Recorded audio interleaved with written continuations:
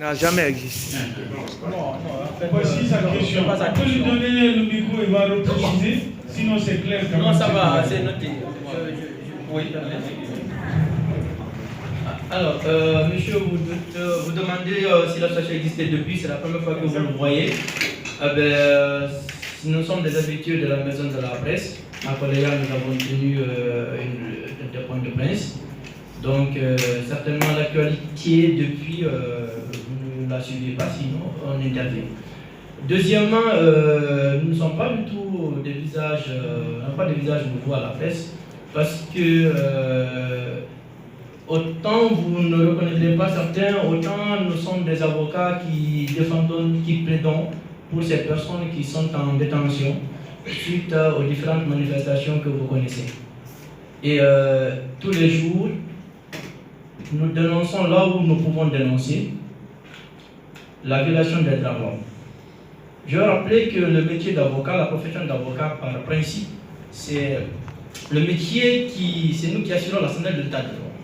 Parce que c'est nous qui parlons, qui plaidons pour les gens qui, malheureusement, dont les droits sont violés. Violés par qui? Par l'État, par n'importe qui les viole. Donc, de ce point de vue, je tiens à vous rassurer que nous ne sommes pas dans la situation d'opportunisme, c'est-à-dire, il y a une occasion, il faut la saisir. Non, absolument pas. De ce point de vue. Deuxièmement, souvenez-vous du confrère M. Antoine Lama, qui est membre de l'Association des jeunes avocats de Guinée, c'est certes actuellement membre du Conseil de l'ordre. Relativement à la constitution de 2020, qui pose ce problème de troisième mandat et qui nous engouffre depuis dans cette situation-là. Les avocats l'ont toujours dénoncé et nous avons véritablement, le barreau, je me souviens, d'ailleurs fait une déclaration, on avait souhaité faire une déclaration à l'époque, mais ensuite le Conseil de l'ordre a souhaité qu'on en fasse une seule, ce qui a été accepté par l'Association des jeunes avocats de Guinée. Donc, nous ne sommes pas du tout en marge de la cavité pour ce qui concerne le respect des droits de l'homme. C'est d'ailleurs là notre terrain. C'est pourquoi, sur ce terrain-là de la loi, du respect des droits et libertés, les avocats, cher monsieur, sont véritablement les premiers soldats. C'est ce que je voulais dire. Bon, il y a également cette autre question qui demande comment est-ce que l'Association des jeunes avocats de Guinée entend accompagner de nouvelles autorités dans cette phase.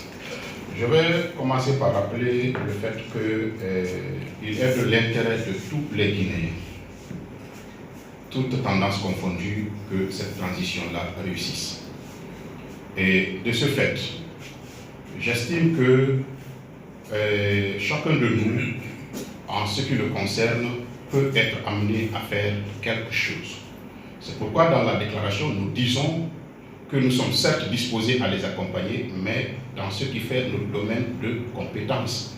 C'est par exemple un domaine de compétence que, par exemple, de participer éventuellement, d'accord, disons, à la mise en place de textes pouvant plus ou moins régir toute cette situation et pouvant jeter les bases, par exemple, d'une Guinée démocratique et tout cela. Donc, notre domaine de compétence, c'est celui de la loi et je pense que c'est en cela qu'on peut apporter notre aide à ces nouvelles autorités. Je vous remercie.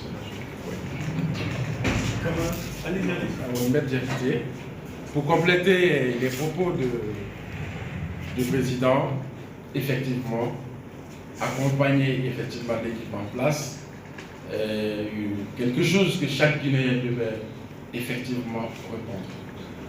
Pourquoi? Parce que nous avons déjà accusé beaucoup d'échecs dans ce sens. Il y a pas mal de situations qui sont passées de ce type. Effectivement, la force vive.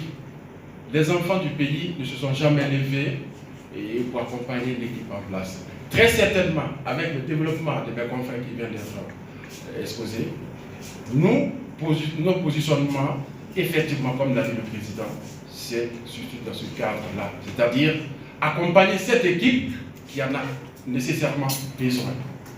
Elle en a nécessairement besoin pour le meilleur de ce pays.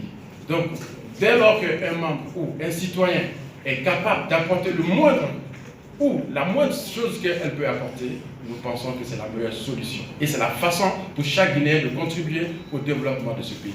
Donc, accompagner cette équipe est un devoir pour tout Guinéen, pour toute Guinéenne, d'accompagner l'équipe de monsieur, le lieutenant-colonel Mamadi Doumbouya et son comité.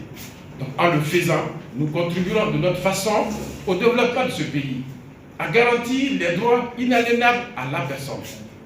Et encore, pérenniser la paix que nous jalousons fondamentalement. Donc, pour ce faire, nous sollicitons. Et encore, mieux, nous pensons que cette équipe qui a déjà fait appel à toute la force vive de la Guinée, nous estimons qu'elle a nécessairement besoin de chacun de nous. C'est pourquoi, sans embâche, nous apportons nos soutiens à cette équipe. Je vous remercie. Bonsoir, moi c'est Jacques